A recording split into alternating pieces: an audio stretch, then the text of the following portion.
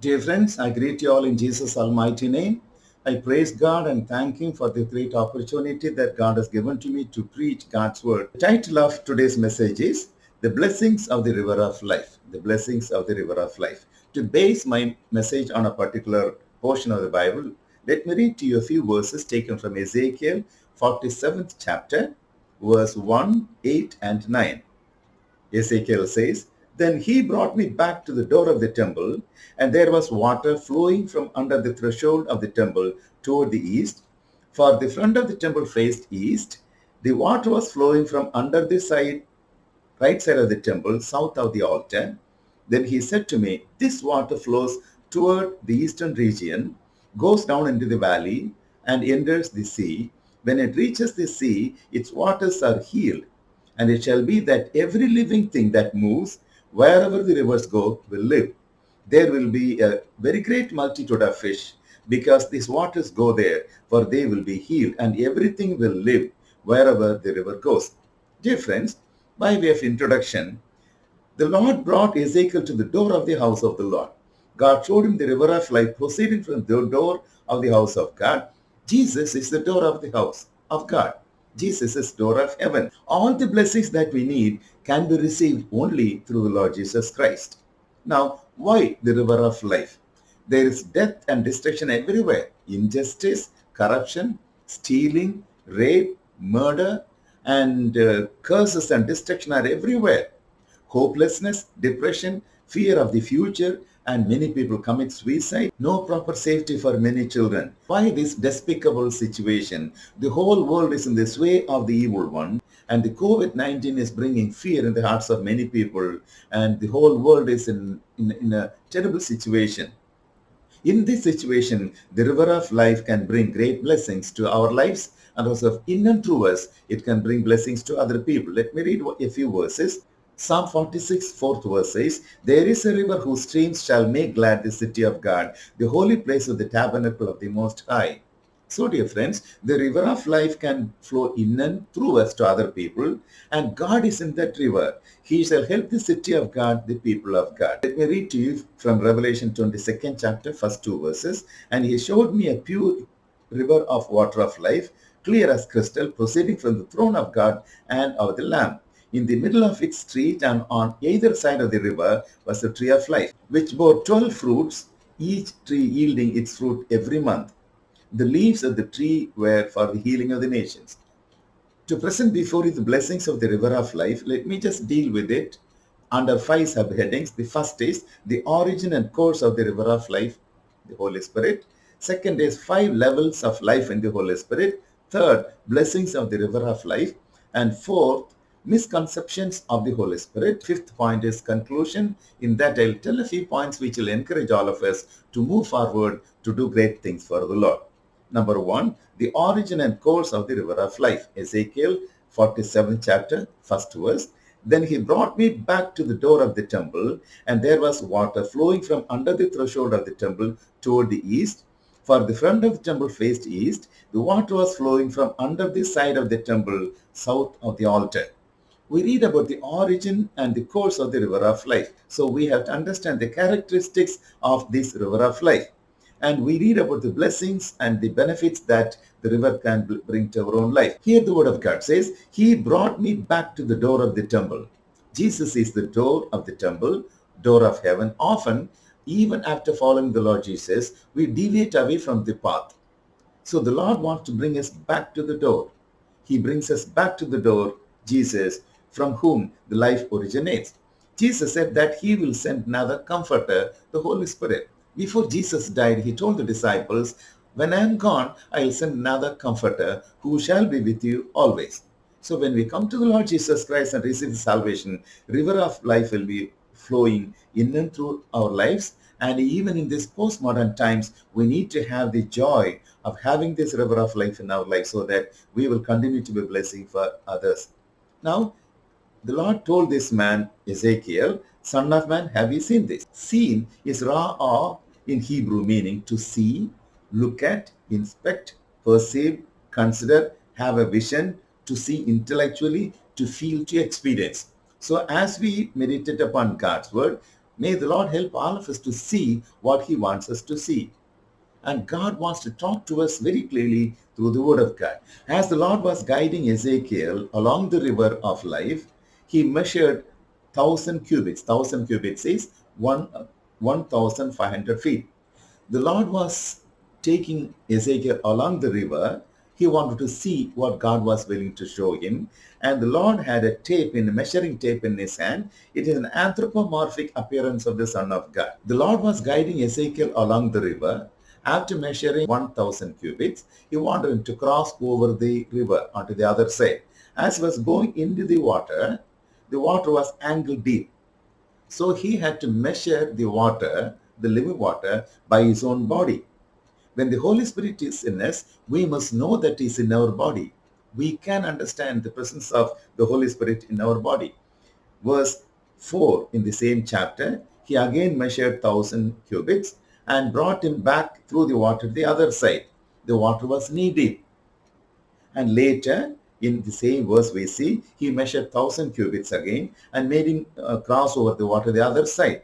And the water was waist deep. Chapter 47, 5th verse, the Word of God says, the Lord measured 1,000 cubits, and Ezekiel says, it was a river I could not pass over. It was swim deep, he was not able to pass over. And pass over, that particular word used, the Hebrew word used is abar. That means he was not able to cross over, he was not able to go beyond. The water was impassable. He was not in a position to see the other shore. These details can give us a deep lesson about the Holy Spirit and our spiritual growth. Second section that I want to place before you deals with 5 levels of life in the Holy Spirit. Let us see what God wants us to show. And in this imagery of walking along the river can give us great victory after salvation. Once a person comes to the Lord Jesus Christ, receives salvation, Holy Spirit comes in. He is separated for God from the world. A person should be able to grow in the joy of the Holy Spirit. A person should be able to grow in sanctification. Let us see 5 levels of life in the Holy Spirit. Level 1, trickle of living water. At the threshold of the door, water was coming as a trickle. And sometimes, people accept Jesus, little living water is there, they're satisfied with it. We should never get satisfied. There should be unquenchable desire for the living waters. Level 2, ankle deep water. God led Ezekiel into the water. We cannot grow into the anointing on our own. God is willing to walk with us. The Lord is willing to walk with us, measuring 1,000 cubits. That is, measuring every step of our way. He is able to lead us. He is able to guide us to grow deeper in the anointing that God has given to us.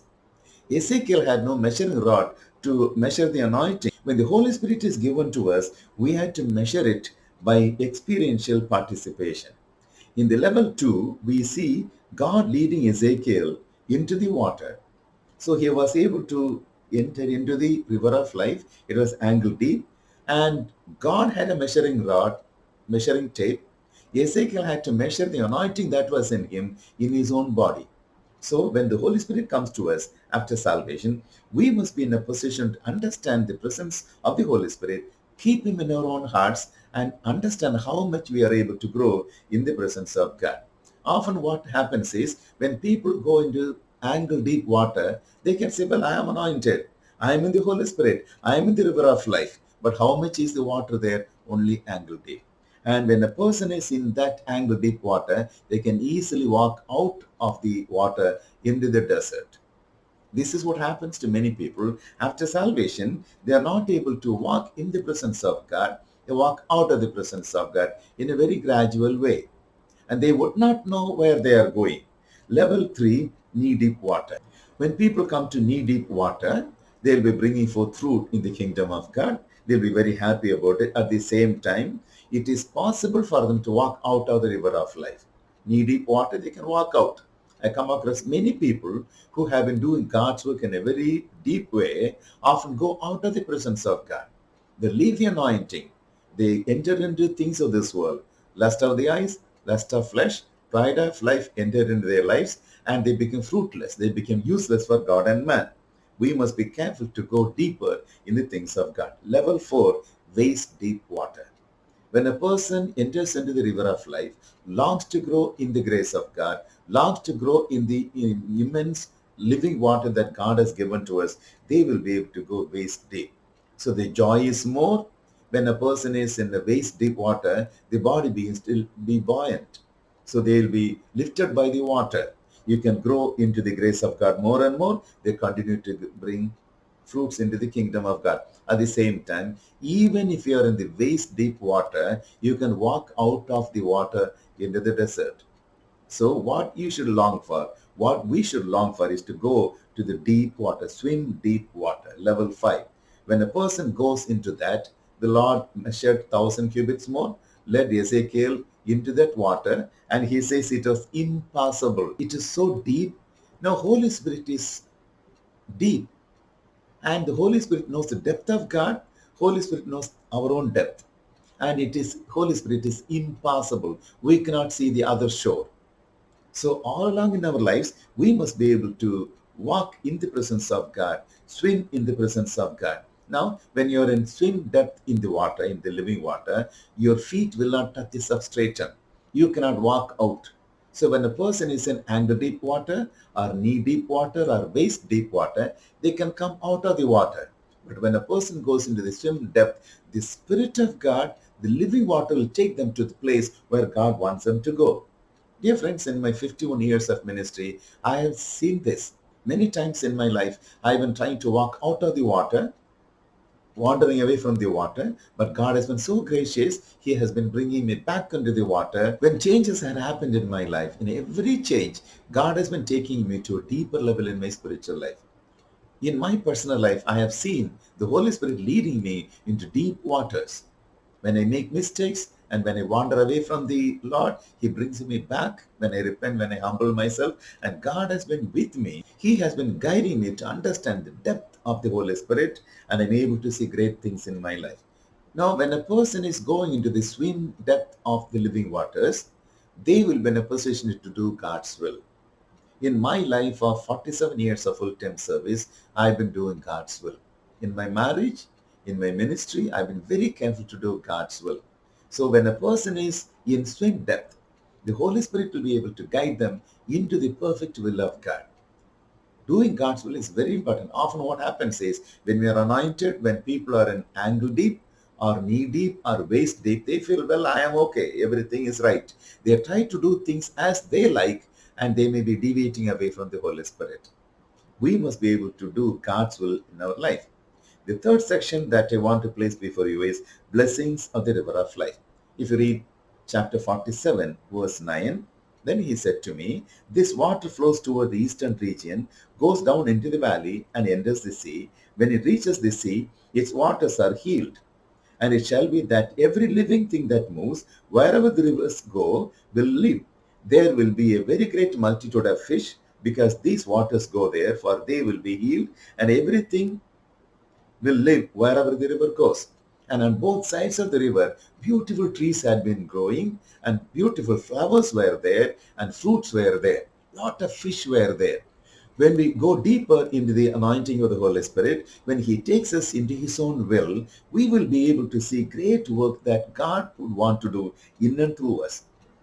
Once you are anointed by the Holy Spirit, when you go into swim depth, what happens is He takes you to a desert. When you are anointed by the Holy Spirit, when you go into deep waters, He guides you to do His will in the desert. The whole world is like a desert. There are people who are in need, and you will be a living water in the desert. Wherever you go, people who come in touch with you will be really healed, will be really blessed. So dear friends, the river of life leads you into a desert area where you will continue to be a blessing. How to be a blessing for others? Point one, keep up your prayer life. In my life, after Jesus came into my heart, He taught me to spend quality time in prayer. So spend quality time in prayer. Be filled by the Holy Spirit on a daily basis. St. Paul's letter to Ephesians says, be not drunk with wine, but be filled by the Spirit. Be filled, that particular tense, in the Greek tense and particular word is to do something with continuous and repeated action. That means be filled today, be filled tomorrow, be filled the day after. Meditate upon God's word. Live the word of God. So when you are able to have this type of experience in the presence of God, you will continue to be a blessing for other people. So dear friends, how can you be a blessing for others? By your living presence. As a father, as a mother, maybe as a daughter or a son in your own home, you can be a blessing for others. You will be preaching God's word by your testimony. This is very important. In some homes, when there is unsaved people, they become terror in the family. Many homes are being destroyed by unsaved people. But at the same time, if you are a saved person in your own home, through you, the living waters can flow into other people. This is God's methodology. In my life, after my salvation, I began to pray for my parents and my siblings, and the Lord began to work in their lives, and they had come to know the Lord in a better way. So, dear friends, God can use you. Soul winning is very important. Once I came to know the Lord, within 1 or 2 months, I became a soul winner. God began to give me burden to talk to souls and bring people into the presence of God. So gathering souls in a church or an organization is a different story. The Bible says, the Lord says, if one soul repents, there is joy in heaven. When that soul is saved, still more joy in heaven. When that saved soul becomes a disciple, still more joy in heaven.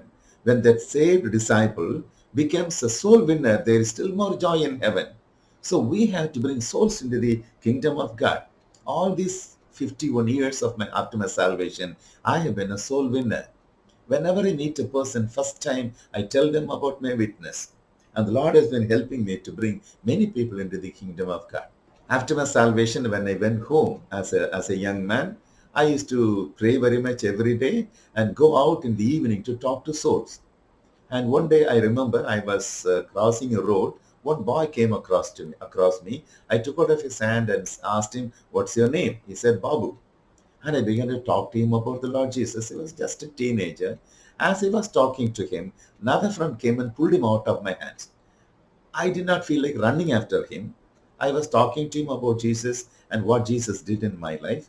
I had burden for him. So since the boy had been taken away from me, I went home. The next day I came there to look for that same boy. He was working as in a small tuck shop, in a small shop. I went to the shop owner and said, "Where is Babu?" And the face of that man began to shrink, and he said that previous night that Babu died. So the Lord took me to that particular person to talk about Jesus before his death. We must long for souls. So if you are living in the Holy Spirit, if the river of life is flowing inner through you, you will be a soul winner. Every day you long for souls. You will have no desire for money. You will have no desire for fame. You will long for souls. The anointing of the Holy Spirit is in you to make you worthy vessel so that other people will be receiving blessings in and through you. We can bring souls into the kingdom of God by our life and by our prayers. When you pray for souls, when you pray for the church of God, when you pray for the ministry that God has given to you, there will be great blessing. For prayers to be effective, there must be faith. For faith to be effective, there must be clean conscience. Often, after we get saved, we just deviate away from the Holy Spirit. We defile our own conscience. What we need to understand is we have to have the presence of God in us. We have to keep the presence of God. Faith becomes inoperable when the conscience is guilty. Clean conscience is always needed to have faith. And when we speak to other people, definitely God will use us to bring other souls into the kingdom of God. Dear friends, we must have the presence of God in us and help other people financially also. We have to do good deeds prompted by the Holy Spirit. The Bible says if we give to somebody, God takes note of it. And when you help a poor person, God will always remember it. So dear friends, God has given to me a heart to help other people. So when you are trying to bring souls into the kingdom of God, you must understand that helping other people is a joy. You can continue to be a blessing for other people by your testimony, by your words, and by your good deeds. So whichever way possible, I encourage all of you to help other people financially and also materially and also by your loving deeds. Dear friends, when you are walking in the presence of God, when the Holy Spirit is in you, you will have no love for money, no love for fame. So when you have love for other people, You will love others and try to help them in whichever way possible, financially and also physically, whichever way possible, you will be helping other people. So there is joy in giving. So dear friends, as the word of God says, wherever the river flows, everything will live. So when you have the Holy Spirit in you, wherever you go, you will be spreading the joy of the Lord. You will be spreading the grace of God. You will become a channel of blessing for many people. So there is joy in being used of God when you are anointed by the Holy Spirit. Next, I want to say something about the misconception of the river of life. Jesus said, any sin against the Holy Spirit will not be forgiven. During my ministerial years, I have seen many people mightily used of God. They are humble and the Lord has been using them and they have no desire than to serve the Lord with all their hearts. God has been using them. At the same time, I have come across people who try to domesticate the Holy Spirit. Holy Spirit is one of the persons of the triune God. You should not use the Holy Spirit. Many people try to use the Holy Spirit. It is the Holy Spirit who is in you, guides you and uses you, not you use the Holy Spirit. I come across quite a few people who preach prosperity gospel. They misuse the word of God. And they say, I declare. And they say, I activate the angels. It is not scriptural. It's not scriptural. Once we are saved, the Holy Spirit comes in. We must be careful not to grieve the Holy Spirit. So St. Paul says, grieve not the Holy Spirit of God, whereby you are sealed under the day of redemption. The Holy Spirit is God. We must be careful to listen to Him and allow Him to use us as He would want us to be used. Not we try to use Him. So in the ministerial realm, a few things that I have seen has been grieving me very much. Some people say, after receiving the anointing of the Holy Spirit, they feel they are gods. I was invited to preach in a particular meeting in a particular country, and the pastor was playing keyboard and the wife was leading the worship, and there were people who were not getting any job. They were unemployed, and this lady was telling, I declare that all of you will get a job. Well, I was not really happy about her approach. And after the meeting was over, I spoke to that couple and I found out that the pastor had lost his job, so he became a pastor. And they have been married for quite a few years and they never had any children. I spoke to that couple lovingly and I asked her, you were not able to declare that your husband will get a job? You were not able to declare that you'll have a baby? And I spoke to them lovingly and prayed for them. I tell you, friends, we must be careful not to misuse the Holy Spirit. And there was another man who supposedly an apostle. He preaches God's word in India and tells that he sends anointing to Malaysia or Singapore. He is not God to do that. There are people who misuse the Holy Spirit. In another television program, I saw a man who was talking about how he used to use the Holy Spirit. It seems when he went to preach in a particular place, the stage was surrounded by a lot of mosquitoes. Swarm of mosquitoes were there. And he just said, it seems, I release the power of God. And the power of God went out and removed all the mosquitoes from the stage. The mosquitoes went down to the congregation, began to bite the people there. It is not the Holy Spirit. You cannot use the Holy Spirit as a mosquito repellent. And there are people who are doing this type of evil in the presence of God. What happens is, there are many people, maybe they began nicely doing God's work. Later what happens is, when their motivation is wrong, either love of money or love for popularity, or when they deviate away from the presence of God into sinful life, what happens is, evil powers can use them. Miracles happen and they deceive themselves, they deceive other people. So dear friends, we must be careful not to misuse the Holy Spirit, not to misuse the Holy Spirit. And there are people who speak in tongues. God has given to me the gift of speaking in tongues. It's a great gift that God can give to us. At the same time, we have to keep our hearts clean. When a person's testimony is defiled, a person may say something from the mouth, but it may not be from the Holy Spirit. It will not be from the Holy Spirit. I heard of a French man who came to India, and as he was walking along a particular road, there was a church, and he heard somebody scream in French, his own mother tongue. When he went near the church, What he heard was a woman was screaming dirtiest language in French, dirty words in French. How did it happen? I tell you, friends, if people, when they blabber something in their own mouth, it is not from the Holy Spirit. The Word of God says the disciples, when they are anointed by the Holy Spirit, they begin to speak in tongues as the Spirit of God gave them utterance. So, when the Holy Spirit is in you, He will give you utterance. So, when a person is speaking in tongues, it's a great blessing. But we must be careful to keep our heart clean. God has given to me the gift of speaking in tongues. I rejoice in the presence of God when I pray in tongues. So, dear friends, St. Paul says, we do not know how to pray as we ought to pray. So the Holy Spirit prays in and through us with groanings that cannot be uttered, unutterable groanings. So when the Holy Spirit is in you, when you pray in tongues, there is joy, of course. There is burden for souls. There is burden for kingdom of God. This is what is needed. Not blabbering something with your mouth when your heart is not right before God. Dear friends, the whole world is in the sway of the evil one. We must be careful to keep our life clean before the Lord. When there is truth in us, we can speak the truth outside. Our conscience must be clean before the Lord. There are many believers, there are many so-called Christians who watch movies, who watch serials, who watch pornography. If you are involved in these things, you will never be able to glorify the Lord in your life. Your anointing is false. We must be careful to keep our life clean before the Lord. Let me just tell you something about the scientific look at pornography and also scientific look at gift of speaking in tongues. What happens when a person is watching a porn site, pornographic site? Dopamine is created in his own brain and he or she, they get a thrill. They enjoy it. Second time when they look at the pornographic site, if they have to have the same thrill, they'll have to watch more porn sites. So they become addicted to it.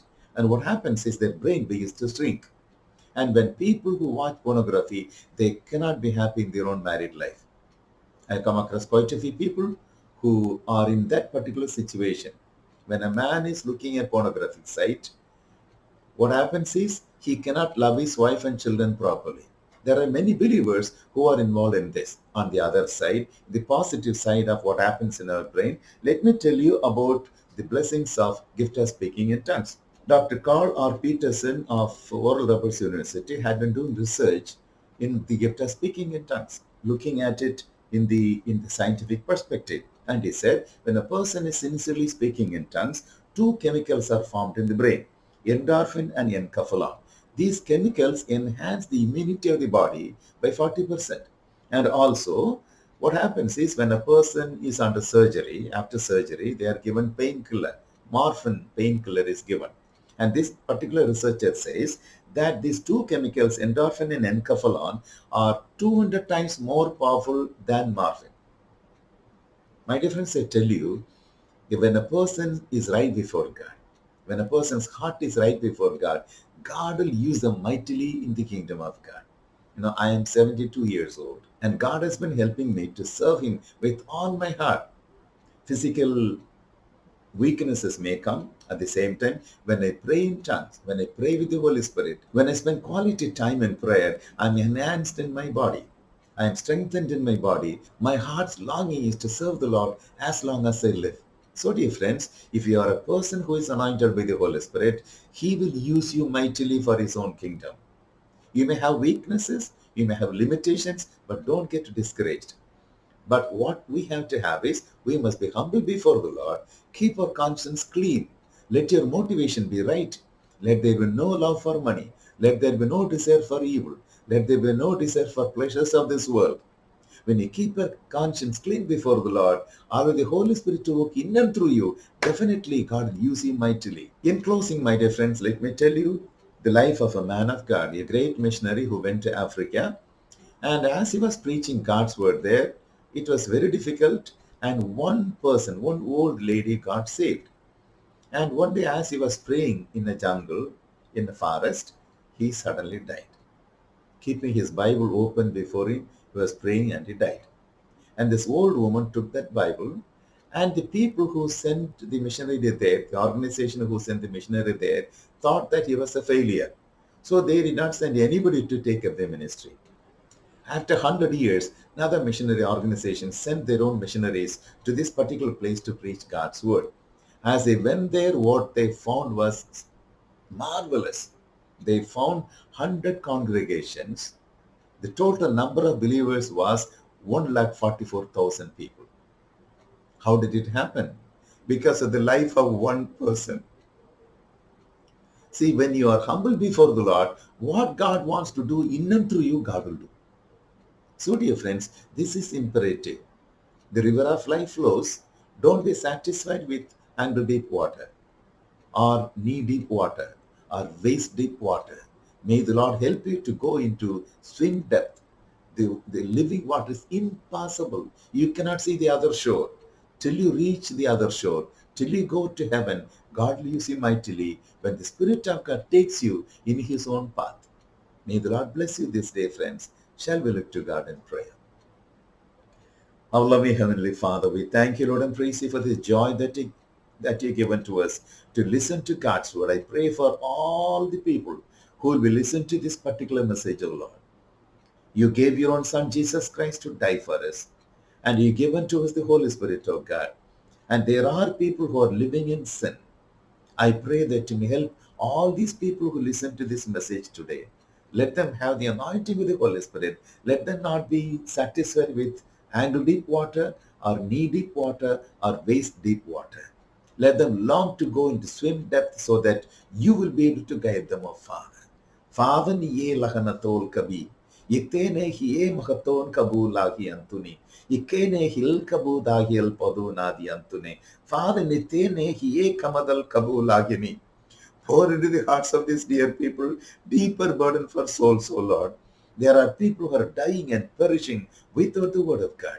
I encourage all these people who listen to my message. Let them come closer to you. Live a life of worthiness. Live a life of clean conscience. And let the Spirit of God work in and through them, O God. And let there be only one motivation of winning souls and building your kingdom. Let there be no other motivation in the lives of these dear people, O Lord. Bless everyone. I give you all the glory. I give you all the glory. Let me have the joy in serving you till the last breath. Amen. Dear friends, the Lord bless you and use you. Amen.